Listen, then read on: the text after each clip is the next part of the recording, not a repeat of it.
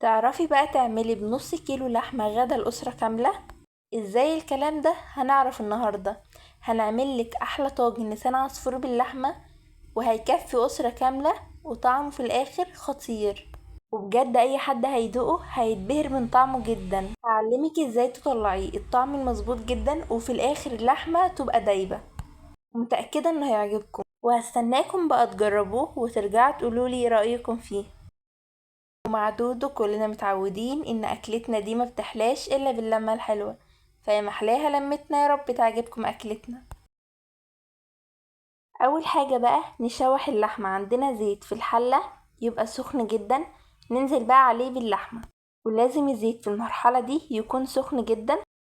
وزي ما قلت عشان نعمل نص كيلو لأسرة كاملة، نقطع النص كيلو ده مكعبات صغيرة زي ما انا عاملة هنا كده علشان يدينا كمية كبيرة.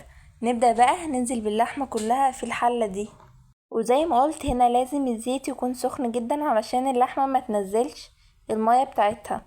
كمل بقى كمية اللحمة دي، وطبعا ما نقلبهاش غير لما بتتشمع من تحت او لونها يتغير من تحت، ومسامها بتقفل عشان ما تنزلش المية اللي فيها او العصارة اللي فيها، عشان لو احنا نزلنا بيها وقلبناها على طول اللحمة تبدأ تنزل المية بتاعتها.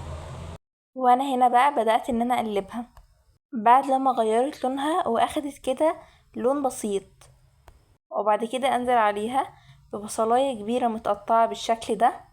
نقلبها بقى مع بعض، ياخدوا الاول تشويحة مع بعض.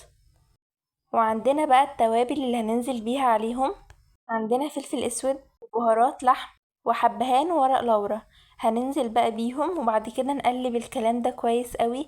وده بيدي للشوربة او تطعيمة اللحمة حاجة كده خطيرة.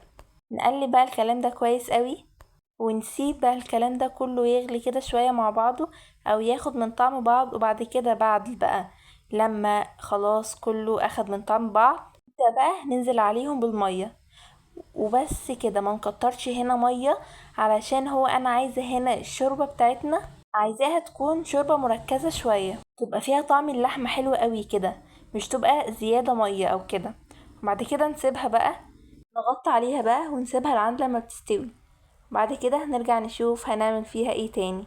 وده بيكون شكلها بعد لما استوت، وفي المرحلة دي نضيف الملح. لسان العصفور بقى، عندنا طاسة فيها زيت سخن، نبدأ ننزل بلسان العصفور، ونفضل بقى نقلب علشان كله ياخد نفس اللون. انا مش عايزة حباية وحباية، انا عايزة يبقى كله نفس اللون علشان في الاخر يطلع الشكل حلو جدا. وفي المرحلة دي مش هياخد وقت، هيتحمر على طول او هياخد لون على طول يعني. بس لازم كل شوية نديها تقليبة علشان كلها تاخد نفس اللون، عشان ما يكونش في حباية لون وحباية لون. انا عايزة كله نفس اللون علشان في الاخر يطلع الشكل حلو قوي.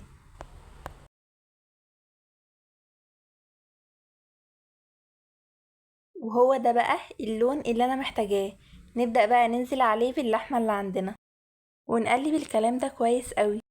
زي ما انتوا شايفين لونه هنا حلو قوي، انا مش عايزاه اغمق من كده. وانا هنا بقلبهم علشان ياخدوا تطعيمة بعض بس.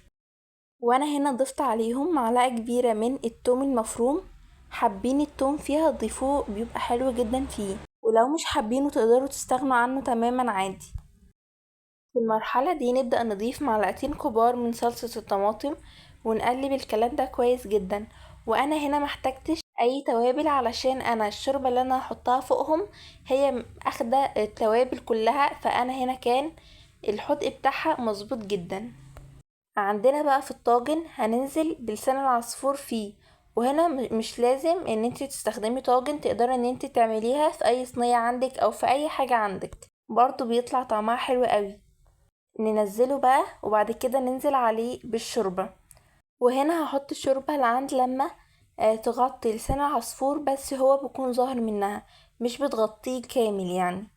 زي ما انتوا شايفين كده هو ظاهر من فوق. نبدأ بقى ندخلها الفرن، هنسيبها لعند لما تتشرب المياه كلها في الفرن. وبعد كده لما بتتشرب المياه كلها بنحطها تحت الشواية وتاخد لون، وبس كده ونطلعها وبألف هنا. وده بيكون شكلها بعد ما خرجت من الفرن، شكلها حلو جدا، بجد شكلها حلو قوي وطعمها لذيذ جدا. متأكدة انكم لو جربتوه مش هتبطلوا تعملوه من جماله. وزي ما انتوا شايفين لسان العصفور حلو قد ايه ومستوي جدا، وطعمه بجد حلو قوي. وهنا اللحمة دايبة قوي زي ما انتوا شايفين كده، وبجد الطاجن ده من عالم تاني. وهستناكم بقى تجربوه ترجعوا تقولولي رأيكم فيه. ومع دودو كلنا متعودين ان اكلتنا دي ما بتحلاش الا باللمة الحلوة، فيا محلاها لمتنا، يا رب تعجبكم اكلتنا.